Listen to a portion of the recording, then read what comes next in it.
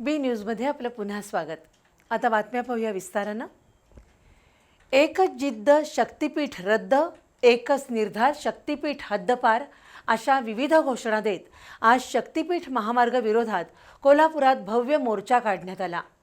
या मोर्चामध्ये कोल्हापूर आणि सांगली जिल्ह्यातील हजारो शेतकरी आणि नागरिक सहभागी झाले होते।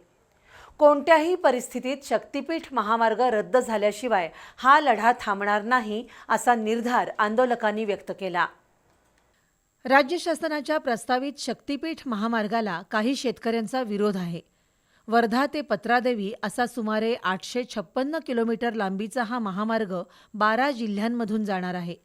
या महामार्गामुळे बागायती शेती बाधित होणार असल्याने शेतकऱ्यांचा विरोध होतोय। माजी खासदार आणि स्वाभिमानी शेतकरी संघटनेचे नेते राजू शेट्टी यांच्या नेतृत्वाखाली आज शक्तीपीठ महामार्ग विरोधी संघर्ष समितीने कोल्हापूरच्या जिल्हाधिकारी कार्यालयावर भव्य मोर्चा काढला। पोलिसांची दडपशाही झुगारून देत निघालेल्या मोर्चाला मोठा प्रतिसाद मिळाला। आज सकाळी 10 वाजल्यापासूनच शेतकरी आणि नागरिक दसरा चौकात यायला सुरुवात झाली। दुपारी 1 वाजता राजू शेट्टी यांच्या नेतृत्वाखाली आणि आमदार सतेज पाटील, ऋतुराज पाटील, माजी आमदार संपतराव पवार, कॉम्रेड अतुल दिघे, शिवसेना ठाकरे गटाचे संजय पवार, विजय देवणे यांच्यासह प्रमुख नेत्यांच्या उपस्थितीत मोर्चाला प्रारंभ झाला। शक्तीपीठ महामार्ग रद्द झालाच पाहिजे, एकच जिद्द शक्तीपीठ रद्द, एकच निर्धार शक्तीपीठ महामार्ग हद्दपार, महायुती सरकार चले जाव अशा विविध घोषणा लिहिलेले फलक आणि टोप्या परिधान करून शेतकरी या मोर्चामध्ये सहभागी झाले होते। त्यामध्ये महिलांची संख्याही लक्षणीय होती। दसरा चौक, व्हीनस कॉर्नर, बी न्यूज कॉर्नर मार्गे हा मोर्चा जिल्हाधिकारी कार्यालयावर पोहोचला। त्यानंतर सर्वच प्रमुख नेत्यांनी शक्तीपीठ महामार्गाची गरज नाही तरीही सरकार हा महामार्ग लादत असून कोणत्याही परिस्थितीत महामार्ग होऊ देणार नाही अशी भूमिका मांडली। गेल्या 3 वर्षापासून या शक्तीपीठ महामार्गाला आम्ही विरोध करत आलेलो आहोत। जी भूमिका आमची पहिल्या दिवशी होती तीच भूमिका आजही आहे। त्या भूमिकेमध्ये तसूभरही फरक पडलेला नाही आहे। मुळामध्ये हा रस्ता गरजेचा आहे का या प्रश्नाचं उत्तर आम्हाला मिळालं पाहिजे। जो रस्ता इमानदारीने केला असता तर केवळ 40 ते 42 हजार कोटीमध्ये पूर्ण झाला असता।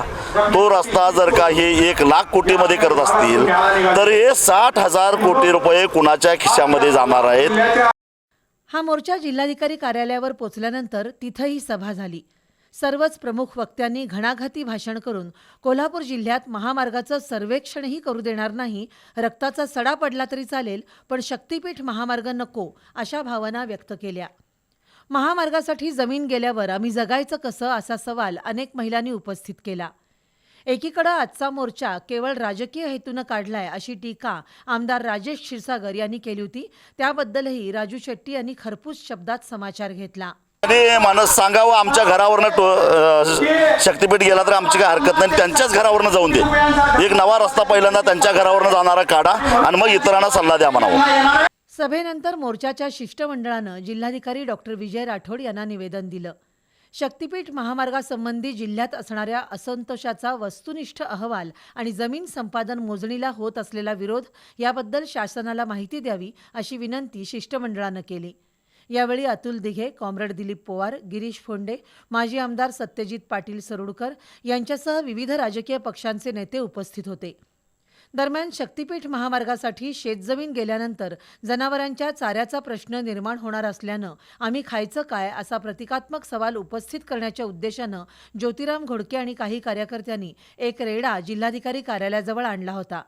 हा रेडा सभास्थळी आणण्याचा प्रयत्न झाला, मात्र पोलीस निरीक्षक संतोष डोके आणि त्यांच्या सहकार्यांनी हा प्रयत्न हाणून पाडला। सुमारे अर्धा तास आंदोलक आणि पोलीस यांच्यात या रेड्यावरून हुज्जत सुरू होती।